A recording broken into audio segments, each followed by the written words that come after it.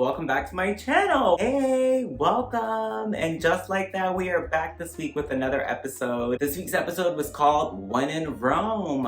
As always, thank you so much for subscribing to my channel if you've done so already. If you are not, if you're new here, thank you again for clicking on this video. Welcome. I hope you subscribe. I hope you enjoy my commentary and content. All of my links are listed down below if you want to stay in touch on Instagram, TikTok, and Twitter. Let's get into this video. If you have not watched the first two episodes, I do have a full breakdown and review on that on here. It's a previous video. We're all caught up? Let's get into this video. In this week's episode, we kick off with it being a couple of weeks after Big's passing, and Carrie is really just trying to hold herself together. She has not been sleeping. She is grieving. There are several stages to death and grieving, and Carrie is in that process right now. Episode basically starts off with the reading of the will. So you already know Miranda's on deck with Carrie at the meeting, and also Mr. Big's assistant, who was his long time assistant for years. So they're reading the will. The guy who's reading the will is like arguing with his wife on the phone. And Carrie's like, yo, we gotta go. We have lunch. We have a lunch date. We're meeting Stanford and Charlotte. After this, let's wrap up this will. Big bomb dropped. So I don't know if you guys remember Natasha. Natasha is back. Natasha is Mr. Big's ex-wife. At one point, Carrie was actually having an affair with Mr. Big while he was married with Natasha. I don't know if you guys remember that episode where Natasha like slips and falls, chasing Carrie out of the apartment and like cuts her face open. It's kind of crazy. Mr. Big left money for certain charities that he still wants to contribute to.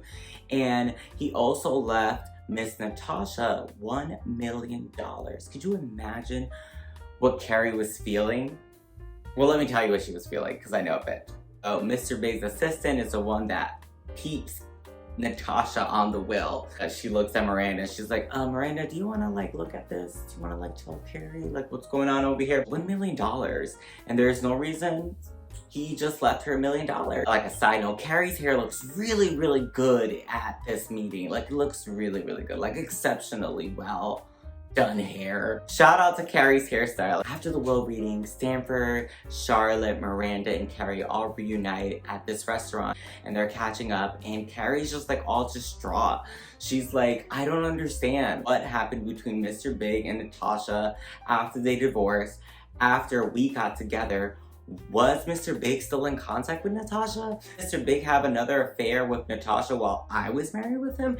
Carrie has all of these questions racing through her head. She is like overwhelmed with just the idea of John being, you know, unfaithful. Like, of course, Charlotte tries to make light of the situation and says, well, it's only gonna be like $500,000 after taxes. And it's like, Carrie's like, I don't care if it's $10. That Carrie goes back home. She starts going through big stuff. She tries getting into his computer. She's unsuccessful. She doesn't know the password. She tries getting into his phone. It's dead. It's not charged. She can't find the right charger to it. And then she goes snooping around the apartment and goes through his like clothes, just trying to find anything. She's looking for dirt. She's looking for a clue, something that's going to link Natasha and Big back together. Or she feels like something is missing. She ends up finding this little tiny piece of paper with a telephone number in one of Big's pockets. She immediately has to dial it and calls it. And what happens? Who picks up that phone? Carrie ends up picking up that phone because the number that she found was actually hers in Big's landline. Carrie didn't know her own landline number. In her defense, I don't know anyone's number. I don't know what's ever. So she continues on snooping around, just trying to find anything that's gonna. One other piece of information that she does find is that Mr. Big had a dog, probably like a childhood dog, because he had a picture of this dog in his wallet. So Carrie's like, I didn't even know he ever had a dog. So she's finding out things about Big that she didn't know before, and it's making her kind of like question their marriage, their relationship. Charlotte, there's this one scene where she's reading to Rose. Rose is her daughter that she had with Harry. She's reading to Rose, and Rose is all snuggled up with her, you know, mommy-daughter time. Maybe not mommy-daughter time, because Rose comes out to Charlotte and tells her that she doesn't consider herself a girl. She doesn't want to be called like a girl. She doesn't feel like a girl. And Charlotte is, you know, tries to make light of the situation. And she's like, well, I don't feel like a girl either sometimes. Super supportive of her child not wanting to be called a girl, reference to as a girl, and Charlotte does not disappoint. She totally is supportive. We also do get to see a little bit of Miranda and Steve at home and what they like to do these days, and these days they like to have ice cream and yogurt and watch TV. Carrie's like still has all these questions about Mr. Big and Natasha. She's questioning, you know, their commitment. Since Carrie has all these questions about Natasha and Big, she actually decides to try to reach out to Natasha. Shoots her an email and is all freaked out because Natasha has not responded to the email. She decides to look her up on Instagram and finds her on Instagram, so she sends her a DM. Natasha ends up blocking her. Then Carrie ends up going to Natasha's place of work and stalks her walking in. Natasha's assistant comes out and is like, Natasha's in Rome. So yeah, so Carrie walks back outside. She meets up with the girl. She's like, she lies. She says she's in Rome. She doesn't want to speak to me, obviously. The girls are just there like, yeah, she probably doesn't want to speak to you. What do you know? Natasha pops out in the windows. So Natasha's in the window on the phone. Carrie, Miranda, and Charlotte are outside and they're just like staring and Carrie's pointing. So they make eye contact and Carrie ends up running away and Miranda and Charlotte, of course, go follow her and Carrie's all embarrassed like, oh my. This is that time period where Carrie really just wanted answers. She just wanted to talk to Natasha and touch base and be like, hey, like what was going on between you and John? I want to know why he left you $1 million. This is now reminding her about her and Big in the beginning of their relationship. She was really insecure. She really didn't believe in the connection. And they had a toxic relationship for a really, really long time. These last few years have been so good. I'm so thankful for these last few years, but were they that good? Because now I'm realizing all this other information. She's remembering her feelings of being nervous and feeling desperate for him. It's not a good feeling, reminiscing of all those bad thoughts and feelings. Really wanted to hold on to the thoughts and good memories that they recently had. So then we move on to this really, really awkward scene. She ends up walking into this coffee shop just to use the bathroom at the coffee shop. And who's in the bathroom? Natasha, like, ends up running into Natasha in a bathroom, a public restroom, ends up burning herself and sits down and waits for Natasha to come back outside. Natasha's like, what are you doing? Like, really? So you're stalking me while I'm at work. You're also DMing me and you're walking in on me while I'm trying to use the bathroom in a coffee shop. And Carrie's like, I'm so sorry, I didn't mean to. It was just a coincidence. They end up sitting down and Natasha straight up tells her, like, I don't know why he left me $1 million. I don't want the money. And Carrie's like, oh, okay. Natasha's also like, you know, he loved you. I don't understand why he ever married me, always being in love with you. And that really brings a lot of comfort to Carrie because Carrie knows that Big loved her, but you know, she was full of a little insecurity. And Natasha pretty much makes it clear like, hey Carrie, I have kids, haven't spoken to Big since the divorce. I don't know why he left me $1 million. I don't want the money.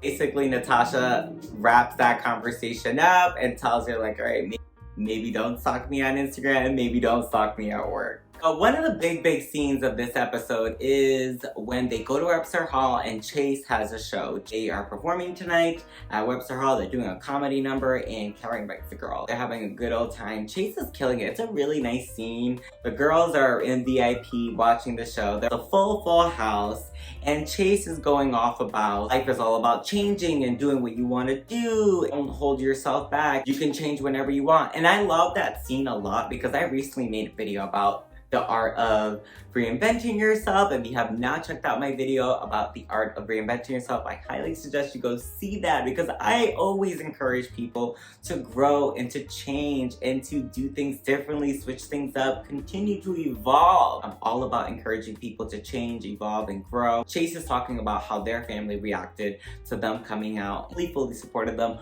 Fully just wanted to like get them out of the way so that they can watch their TV show, and they just wanted to embrace them with love.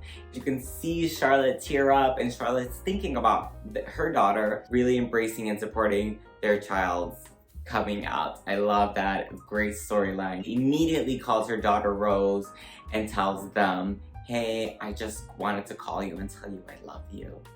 After the show, Carrie, Miranda, and Charlotte are invited to Chase's after party. They have VIP bracelets to go. However, Carrie and Charlotte are like, no, we're gonna go home. And Miranda's like, oh, okay. We have the VIP bracelets. And Carrie's like, yeah, I'm not about that life. And Miranda's like, you know what, you guys go. I'm actually just gonna take a separate Uber. Miranda actually turns right back around and walks right back into Webster Hall. Miranda's like, look, I have my VIP bracelet.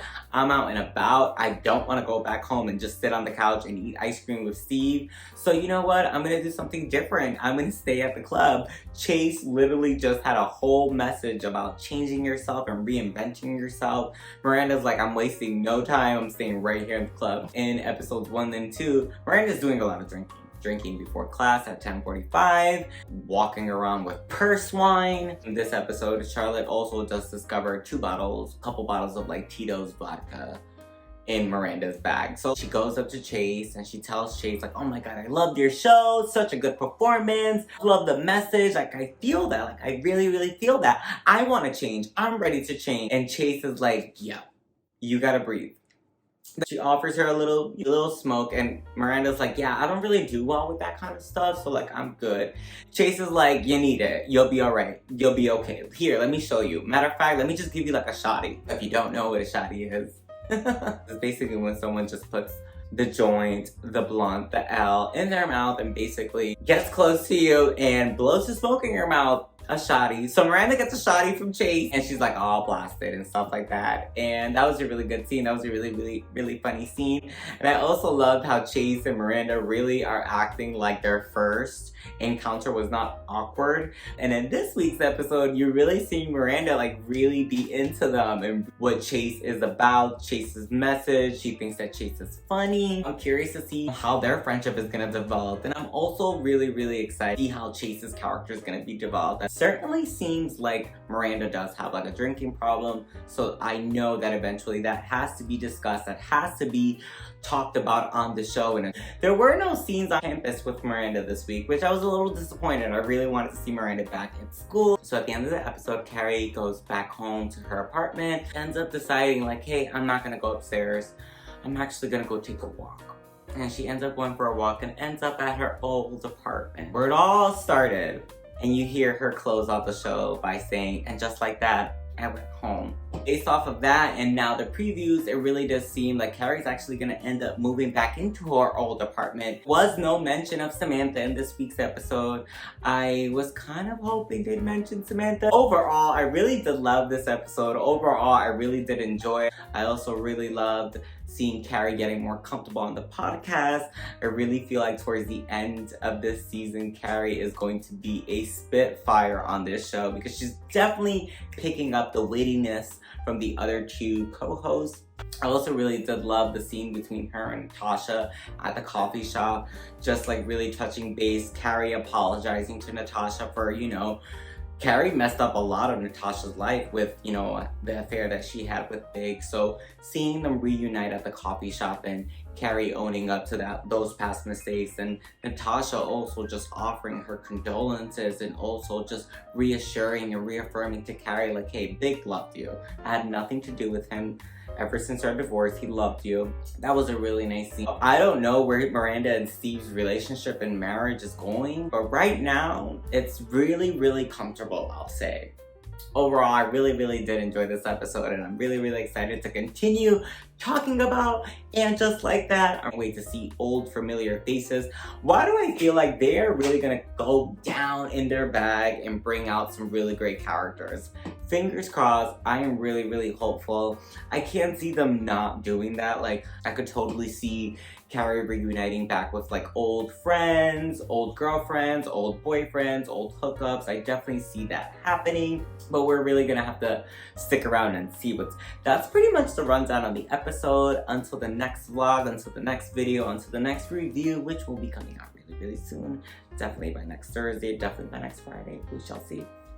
I'm just super thankful for you guys supporting my channel. If you're new here, I hope you stick around. I hope you hit that subscribe button. If you guys have any suggestions or ideas or things that you feel like I should cover and review and discuss and drop my kind of commentary on, definitely send me an email, send me a DM via Instagram like Carrie tried with Natasha, or drop a comment here. I'm all about the comments here. Love the community that we're building. As always,